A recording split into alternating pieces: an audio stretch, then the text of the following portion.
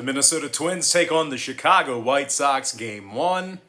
That's going to be a 5:10 p.m. Eastern first pitch in the first of a doubleheader. The Chicago White Sox are minus 220 with the total at 7 juice to the under. The Twins are plus 190 for some money line cash. And if you like them on the run line, they're minus $1.10 catching the 1.5. Griffin Jax on the bump for the Twins. Lance Lynn for Chicago. And following a losing day on my Patreon website yesterday, we're still hitting at 60% in our last 10 crowd pleaser teasers on my Patreon page. And the good news is we have another crowd pleaser teaser going off here today. We're also hitting at 63% our last 24 crowd pleaser teasers in that very same category. We currently have over 925 members who are signed up and active on that Patreon website.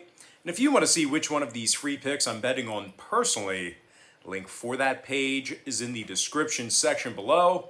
And once again, that's patreon.com/BrockPage. Now, Lance Lynn's 9-3 thus far in the season for Chicago, 1.99 ERA, and a 1.04 whip. The righties also struck out 105 batters in just over 90 innings of work. First place White Sox are 20 games over 500, and they got the W in 7 out of their last 8 ball games. Chicago also plays really well on their home field. 33-15 straight up at Guaranteed Rate Field this year.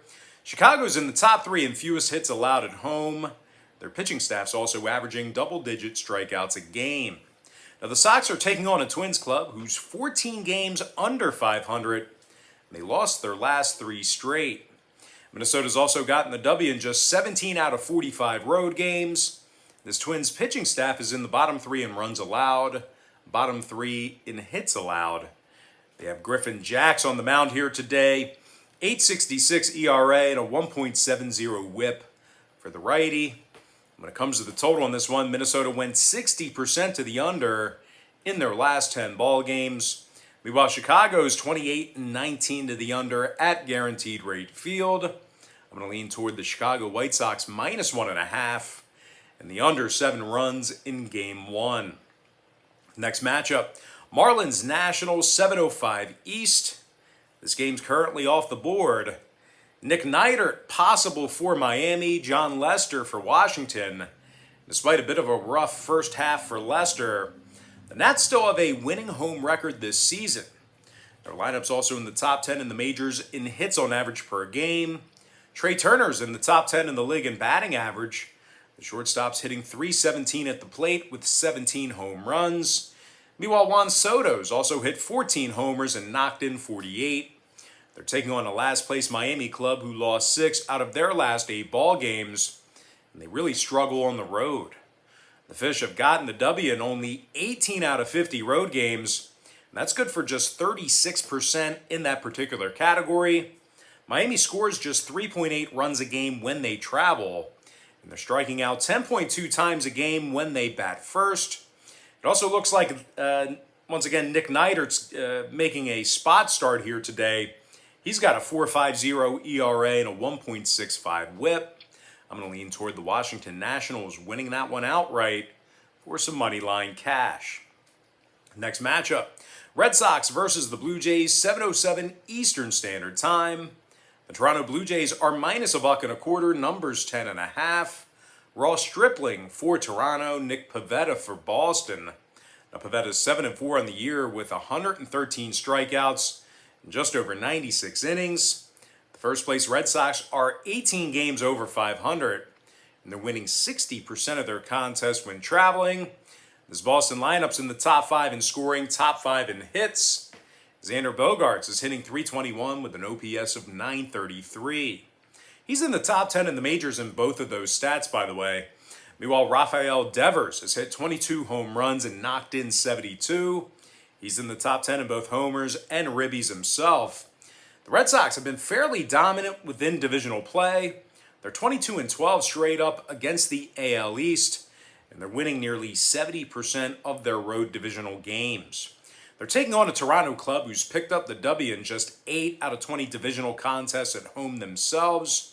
This Toronto pitching staff is in the bottom 10 in hits allowed at home, bottom 10 in runs allowed at home as well.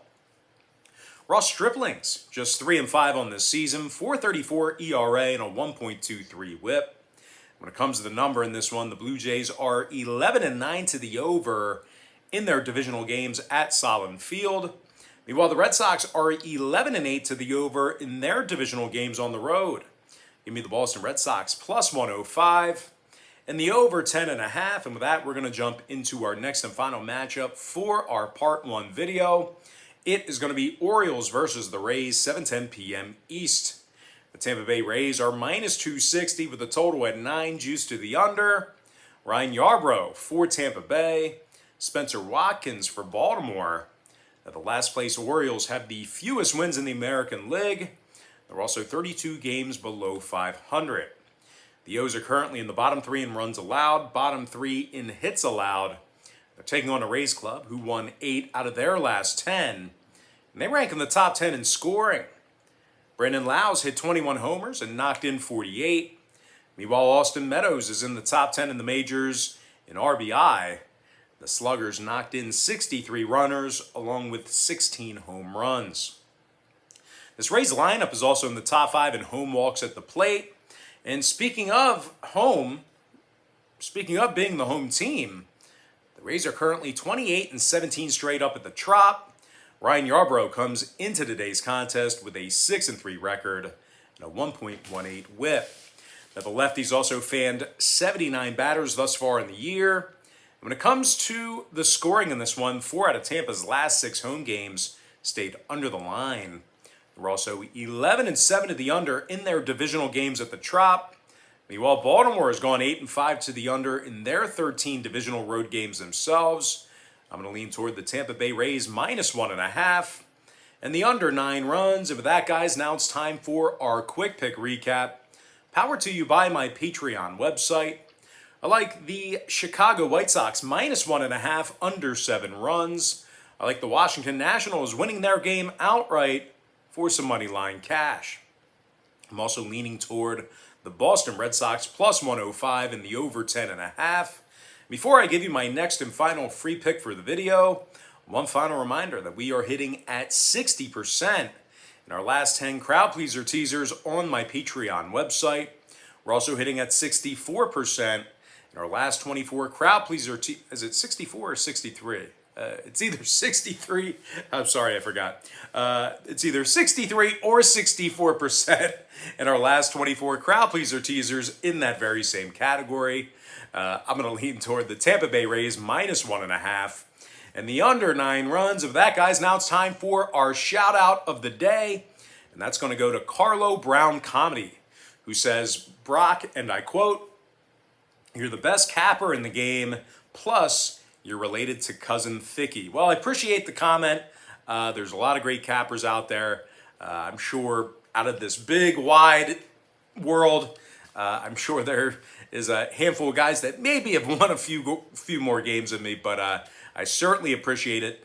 It's kind of like my competitive mentality. There's always one guy out there that might just be a little bit better. That's always what's driven me and motivated me in sports. There's always some guy out there getting up earlier, outworking you. So that's what kind of drives me and keeps me motivated. So like I said, I appreciate the comment.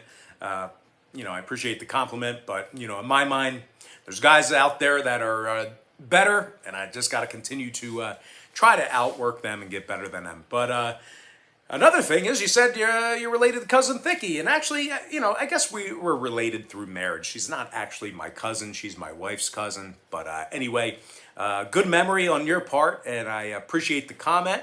And if you want to get a shout out here, folks, make sure you comment in the comment section on YouTube. And if I like it, I'm going to end up reading it and give you the shout out of the day. But anyway, guys, that's going to do it for me. Don't forget to check me out on Patreon. Now, if you guys do end up getting a membership here today on my Patreon website, just keep in mind, Patreon's going to bill you the day you sign up and then the first of every month following that. So if you do end up getting a membership here today, you are going to get access to that content all the way through the end of July. And if you continue to stay opted in, you're going to get billed again on August 1st, and you're going to get access to that content all the way through the end of August as well. But most importantly, guys, got to thank you for joining me right here on YouTube. I really hope you enjoyed all this great free content, all this great free information. And with that said, guys, happy Monday to you.